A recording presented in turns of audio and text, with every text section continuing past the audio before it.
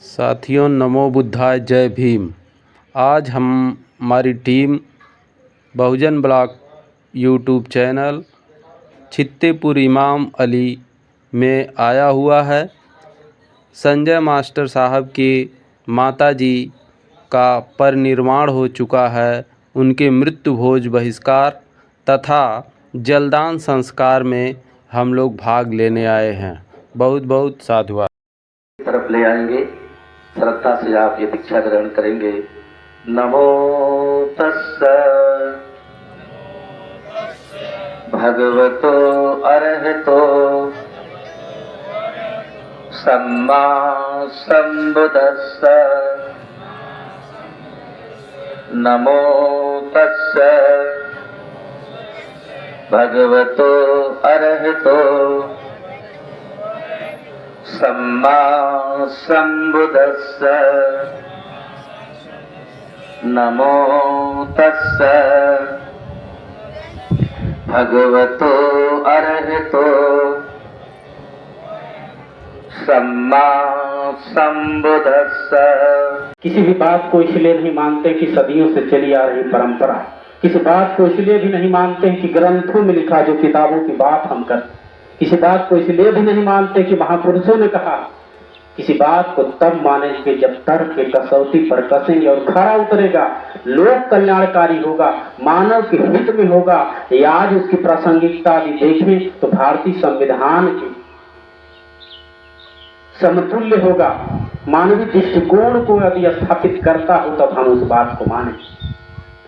केवल और केवल सदियों से चली आ रही परंपरा को मानते हुए हम ये जो सामाजिक कुप्रथा है उसको करते, तो जरा सोचिए कि हम कैसे अम्बेडकरवादी हैं, कैसे बाबा साहब को मानने वाले लोग। अब जरा सोच के देखिए, एक उदाहरण मैं अपने पे बताता हूँ कि जो हमारी लगभग उत्तर भारत के जितने राज्य, इस राज्यों में मृतभोज निषेध अधिनियम, अभी आप लोग गूगल में सर्च करेंगे तो आप उसमें पाएंगे 1960 का जो मृतभोज निषेध अधिनियम है। व्यक्ति के मर जाने के धारा 1 में ही पहले बताया गया है कि व्यक्ति के मर जाने के बाद जो आप ये सामाजिक परंपराएं करते आ रहे हैं, जिसको पूर्वांचल में तिरही कहा जाता है, पश्चिमांचल में गंगा प्रसादी कहा जाता, मौचा जी कहा जाता, तमाम इसके नाउन है, संज्ञा है, नवाजा जाता है।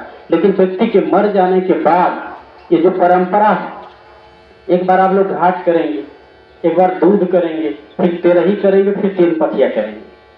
केवल और केवल इसलिए कर रहे हैं आपकी सदियों से चली आ रही परंपरा। तथागत बुद्ध ने कहा किसी बात को इसलिए नहीं मानते कि सदियों से चली आ रही परंपरा, नहीं किसी महापुरुष ने कहा, नहीं ग्रंथों में लिखा है। हम तब मानेंगे जब तर्क के कसौटी पर कसेंगे और खरा उतरेगा, खास करके लोक कल्याणकारी होगा, मानव के हित में होगा, तब मानेंगे। अब सदियों से चली आ रही परंपराओं को मानते हुए यदि भोज कराते व्यक्ति के मर जाने के बाद, तथागत बुद्ध उसी क्षण कहते हैं ये तो दुख है, और दुखों में सबसे बड़ा दुख है, हृदय विदारक है। साधारण भाषा में कहा जाए तो कलेजा फटने की बात है। हमारे बीच में हमारी माँ नहीं। जो दर्द आदरणीय संदीप मास्टर साहब को हो रहा है, वही दर्द हम गांव वालों को क्यों नहीं होता, सभी बंधु बांधवों को क्यों नहीं होता है।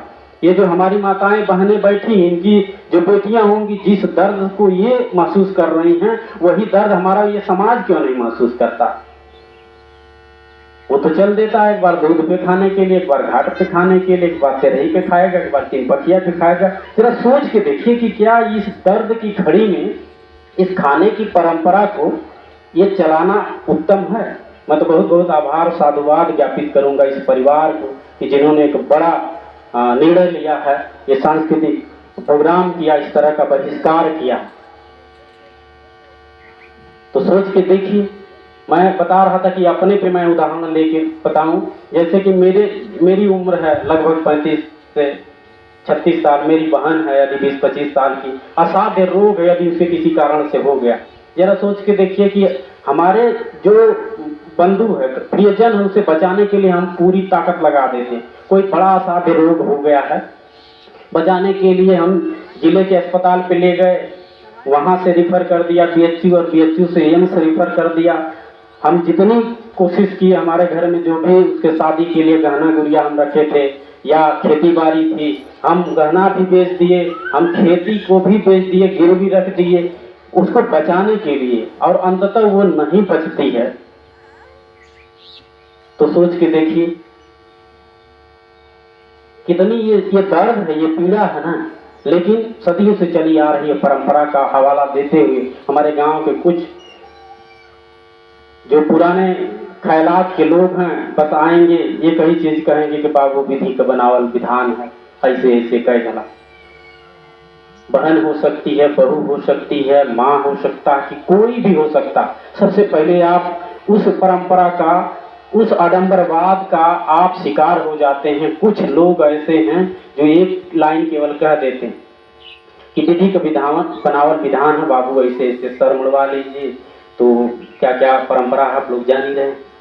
और फिर वही है, एक बार दूध होगा, घाट होगा, तिरई होगा, तिरपक्की होगा। लेकिन इस दर्द को, इस पीड़ा को मैं समझता हूँ। मेरी बहन, जरा सोचिए, जो पूर्वांचल का परिवेश है, हमारे यहाँ भोजपुरी में हम लोग बहनों को बहुत हो करके नहीं बात, रोता हूँ, मुझे पीड़ा होती है। लेकिन कुछ असदियों से चली आ रही परंपरा को मानने वाले लोग आते हैं और कहते हैं कि इस तरह की परंपरा बाबू ऐसे ऐसे कर डाले। अब मेरे घर में तो है नहीं, कुछ नहीं है ना, गहना मैंने बेच दिया, खेत गिरवी रख दिया, अब तो कुछ रहा नहीं। फिर भी लेकिन समाज क्या करेगा? कुछ लोग हैं दाता टाइप के, वो ले जाके कुछ दे देंगे, 5,000 हमारे तरफ से ले लीजिए, 20,000 हमारे तरफ से ले लीजिए, लेकिन तेरा ही जरूर करिए। और 10 दिन नहीं बीतता फिर वो आदमी कर्जा मांगने आ जाता। ये कुप्रथा है, ये बाबा साहब कह रहे हैं, एक प्रकार की कुप्रथा है। सदियों से चली आ रही परंपरा का हम 2 उदाहरण बताते हैं कि सदियों से चली आ रही परंपरा, बताएं आप लोग भी जान लीजिएगा कि अभी वर्तमान भारत में सदियों से चली आ रही परंपरा का निर्वहन करते हुए यदि ये ऐसा हो रहा है, और जो अभी इस तरह के कार्यक्रम में सहमति नहीं रख रहे हैं, उनके लिए उदाहरण मैं बता रहा हूं कि सदियों से चली आ रही एक परंपरा थी सती प्रथा। सती प्रथा में क्या होता था कि यदि पति मर गया तो पत्नी को जिंदा जला देने की एक परंपरा थी। यदि पति मर गया तो पत्नी का किस बात का कसूर है कि उसे जिंदा जला दिया जाता था। और अमानवीयता का दंश देखिए कि यदि वो महिला बेचारी, वो पत्नी नहीं जलना पसंद करती थी तो समाज की एक परंपरा से उसे मदिरा खिलाया जाता था, अनकंट्रोल हो जाते थे। हमारे यही जो पुरुषत्व वाले जो भाई हैं, ये चारों तरफ से लठैत खड़े हो जाते थे, भागने नहीं देते थे, जबरदस्ती उसको जिंदा जलाया जाता था। उसे मरना ही है, क्योंकि ये समाज की एक प्रथा थी। जरा सोच के देखिए, हमारे जो बूढ़े बुजुर्ग कहते हैं विधि का बाबू बनावल विधान है। मैं आज आप लोगों से पूछता हूँ, उन्हीं अपने पिता तुल्य लोगों से पूछता हूँ कि यदि आपका दामाद किसी कारण से अनहोनी हो गई और नहीं रहा इस दुनिया में, अपने बेटी को जिंदा जला के मारना पसंद करेंगे? यदि उत्तर आपका नहीं है तो एक कुप्रथा है, और इन महापुरुषों ने आंदोलन चलाया है और आपने उसको खत्म कर दिया। सदियों से चली आ रही एक परंपरा और बता दूं, अभी जो कुप्रथाओं की हमारे समाज के, वर्तमान भारत की ही बात बता रहा हूं कि सदियों से चली आ रही परंपरा, हमारे समाज के लोग मरा हुआ पशुओं का मांस खाता था, और वो जब तक जिंदा थी गैया तब तक वो उसकी मां थी। अभी मर जाती अपने गांव से ही चिल्लाता था, अरे फलनवा गैया मर गई, ले जाओ। तो हमारे समाज के लोग, कुप्रथा है, प्रकाश नहीं डालना चाहता हूं, लेकिन उदाहरण जरा सोचिए, मजबूरी हमारी है कि हमारे समाज के लोग उस पशु का जो भी अंग पाते थे काट पीट के लेके आते थे। फ्रीज भी नहीं था, फिर भी 2-3 दिन तक खाते। बड़ी अच्छी परंपरा थी, आज खाना पसंद करेंगे। कैसे आपने खत्म कर दिया उसका? इन महापुरुषों ने उस पर प्रकाश डाला और आपने उस परंपरा को समाप्त किया। आंदोलन चला है। आचार्य जी जानते होंगे कि ये डांगर खाना का प्रतिबंध हुआ, तमाम मानवर कांशीराम साहब से लेकर कम्युनिज्म वाले भी तमाम आंदोलन चलाए, तब जाके ये परंपरा खत्म हुई। ये कुप्रथाएं साधारण वे में नहीं खत्म हो पाती। इतिहास, गांव-गांव में लोगों ने संघर्ष किया। इस तरह की परंपराएं, माता जी, बहनें, आप लोग ध्यान दीजिए कि प्रकृति प्रदत्त नहीं है, कहीं से आया नहीं। इसी समाज में एक चतुर चालाक गंदा व्यक्ति है जो इस प्रकार की प्रथाओं को बनाया है, और हमारे जैसे लोगों को जो तार्किक नहीं है, वैज्ञानिक नहीं है, उस पर राज करने के लिए वो स्थापित कर दिया। हमारा छुआ हुआ खाएगा नहीं, लेकिन इस तरह का जब कार्यक्रम होता तो आपके घर से आटा, सिद्धा, फल, फूल, पैसा सब ले जाता था। अब जरा सोच के देखिए, ये परंपराएं किसने बनाया? ये गंदी परंपराएं बनी हुई हैं और चल रही हैं, और आप बिना तर्क किए उसको मान रहे हैं। आपको तर्क करना था। तथागत बुद्ध ने कहा कि सदियों से चली हुई परंपरा को हम नहीं मानते। ग्रंथों में लिखा है हम नहीं मानते। बहुत महान व्यक्ति कहा हम नहीं मानते हैं। जब तक तर्क के कसौटी पर कसेंगे नहीं, लोक कल्याणकारी नहीं होगा, तार्किक नहीं होगा, तब तक हम नहीं माने। तो आप आज तर्क करिए ना, ये अच्छा है। दुखों में सबसे बड़ा दुख है प्रियजन का बिछड़ना। तो इस दुख के घड़ी पे मैं आप लोगों से प्रश्न करता हूं कि इस दुख के घड़ी पर किस बात का हर्ष है कि यह समाज 4 बार खाना मांगता है? ये मांगने वाले लोगों का विरोध करिए। ये सब खत्म हो गया। मैं इस परिवार को, इस गांव को कोटि से कई बार आभार ज्ञापित करता हूं कि बहुत अच्छी परंपरा है। हम भी इसी आजमगढ़ के अमेरनगर ब्लॉक के रहने वाले हैं। हमारे साइड भी इस तरह से धीरे धीरे बहुत, मान के चलिए अभी 70% समाप्त हो गया, लेकिन जो 30% के लोग हैं ना, वो बड़े शक्तिशाली होते हैं साथियों।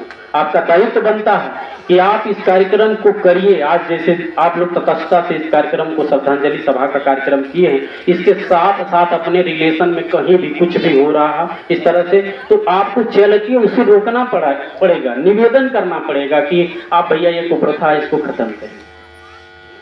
तो इस तरह की संस्थाएं, इस तरह की प्रथाएं धीरे धीरे समाप्त तो होगी।